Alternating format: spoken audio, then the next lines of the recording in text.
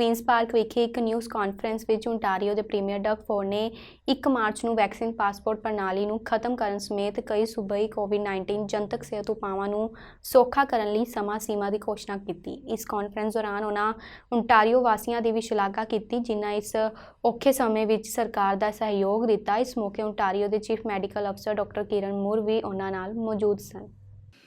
Over the weekend, I received recommendations from Dr. Moore on a plan to safely reopen our economy and remove Ontario's vaccine passport system. I've accepted these recommendations.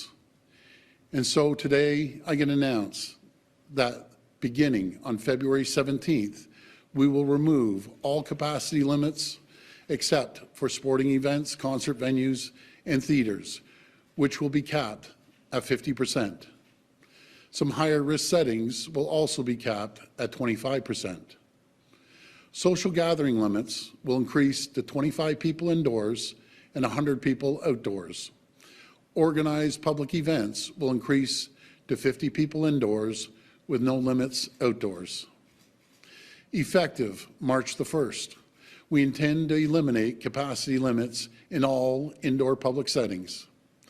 At the same time, and at the recommendation of Dr. Moore, we will lift proof of vaccination requirements for all settings. Based on the advice of Dr. Moore and what we have learned over the pandemic, we will need to keep masking in place for just a little bit longer. This is an important layer of protection that will allow us to proceed with our reopening plan safely. My friends, like all of you, I've waited a long time for this news, but please never doubt that the steps we took together, as difficult as they were absolutely necessary. Canada ਦੇ PM Justin Trudeau ਨੇ ਪ੍ਰਦਰਸ਼ਨਕਾਰੀਆਂ ਖਿਲਾਫ ਸਖਤ ਕਦਮ ਚੁੱਕਿਆ ਹੈ। Trudeau ਨੇ ਕੋਵਿਡ-19 ਪਾਬੰਦੀਆਂ ਦੇ ਵਿਰੋਧ ਵਿੱਚ ਆਟੋਆਂ ਨੂੰ ਬੰਦ ਕਰਨ ਵਾਲੇ ਅਤੇ ਸੀਮਾ ਪਾਰ ਆਵਾਜਾਈ ਨੂੰ ਰੋਕਣ ਵਾਲੇ ਡਰਾਈਵਰਾਂ ਅਤੇ ਹੋਰ ਲੋਕਾਂ ਦੇ ਪ੍ਰਦਰਸ਼ਨਾਂ ਨਾਲ ਨਜਿੱਠਣ ਲਈ ਐਮਰਜੈਂਸੀ ਸ਼ਕਤੀਆਂ ਦੀ ਵਰਤੋਂ ਕਰਨ ਦਾ ਐਲਾਨ ਕੀਤਾ ਹੈ। ਟਰੂਡੋ ਨੇ ਸੈਨਾ ਦੀ ਵਰਤੋਂ ਕਰਨ ਦੀ ਸੰਭਾਵਨਾ ਤੋਂ ਇਨਕਾਰ ਕੀਤਾ ਅਤੇ ਕਿਹਾ ਕਿ ਸੰਕਟਕਾਲੀਨ ਸਮੇਂ ਲਈ ਜ਼ਰੂਰੀ ਕਦਮ ਨਿਸ਼ਚਿਤ ਸੀਮਾ ਲਈ ਚੁੱਕੇ ਜਾਣਗੇ ਅਤੇ ਭੂਗੋਲਿਕ ਆਧਾਰ ਤੇ ਲਾਗੂ ਕੀਤੇ ਜਾਣਗੇ। With each illegal blockade, local law enforcement agencies have been acting to keep the peace within their jurisdiction.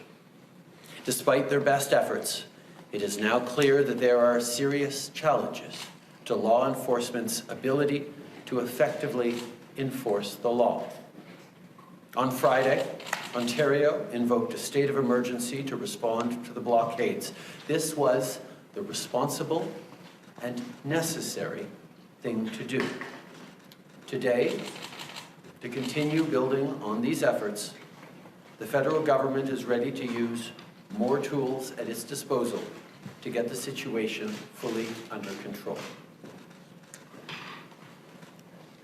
After discussing with Cabinet and caucus, after consultation with premiers from all provinces and territories, after speaking with opposition leaders, the federal government has invoked the Emergencies Act to supplement provincial and territorial capacity to address the blockades and occupations.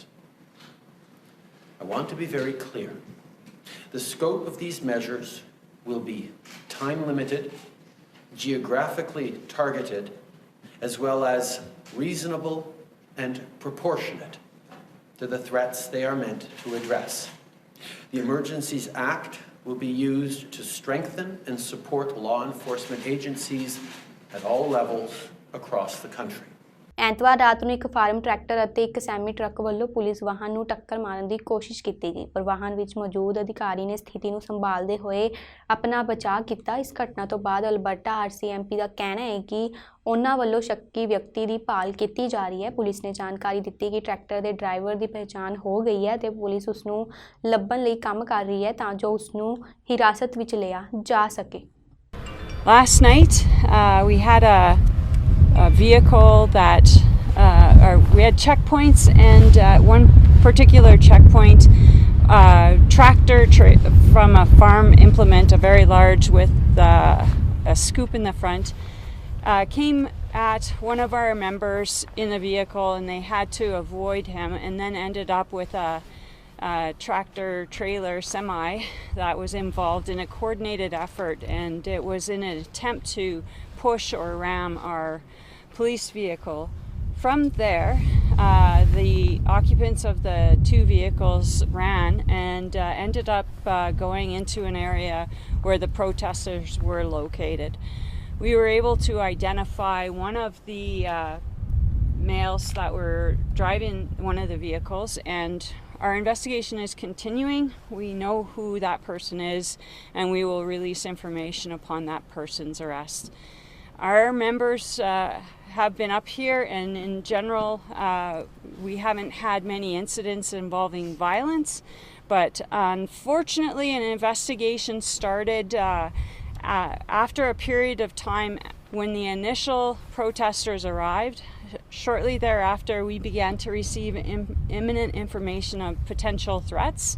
It took some time to investigate that and to determine facts, which have led us to several arrests during the night last night.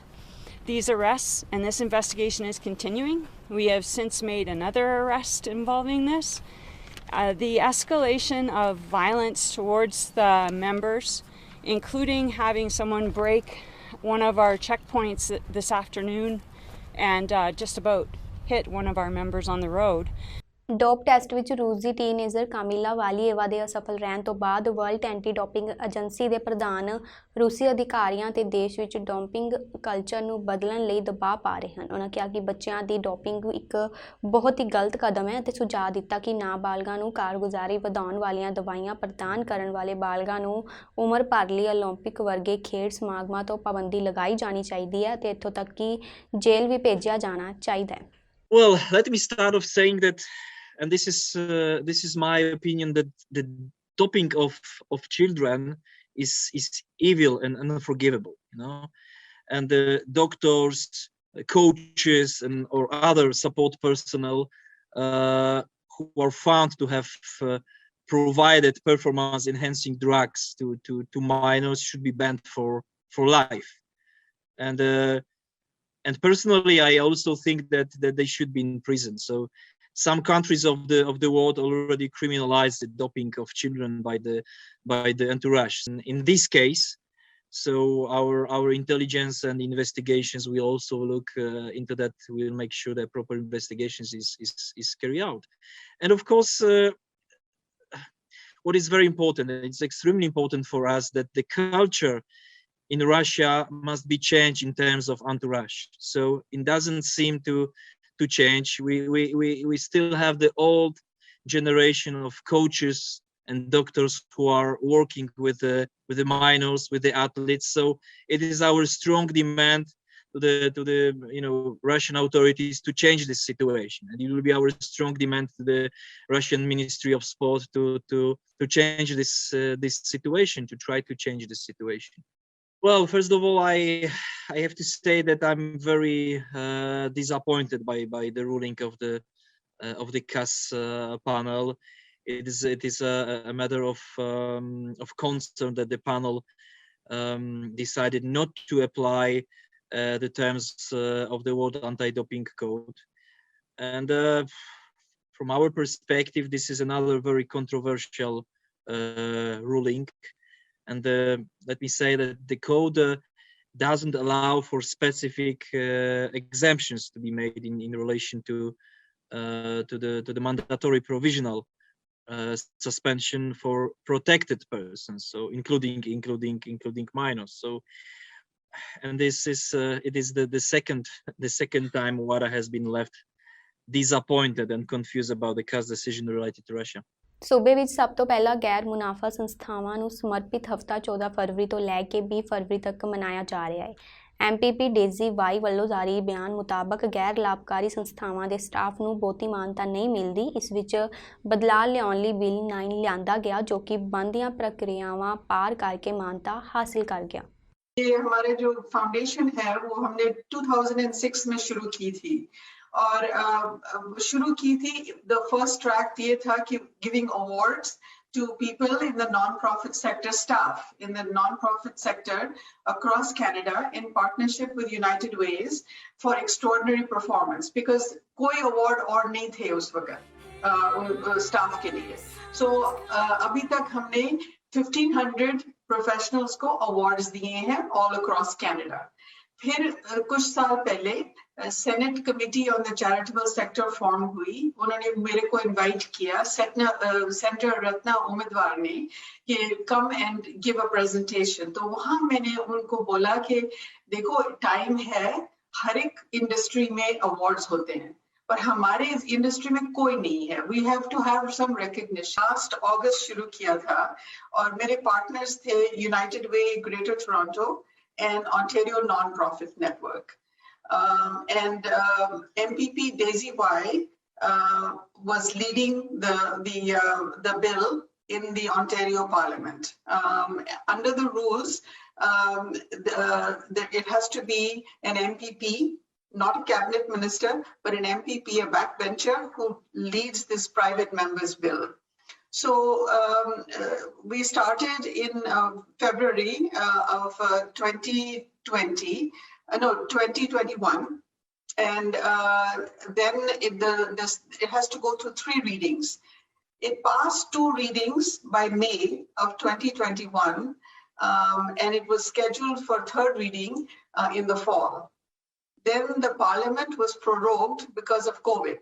So under the rules, वो जो भी bills pass नहीं हुए थे जैसे हमारा bill था, it died.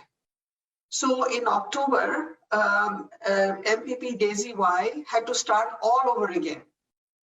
And you know what she did? She worked so hard to make sure that this was given a priority, this bill, because she believed in it so much, passionately. So it got passed within a month and a half. So by early December, we had the bill 9 had passed. Almost 80%, 77% जो काम करते हैं, they're women.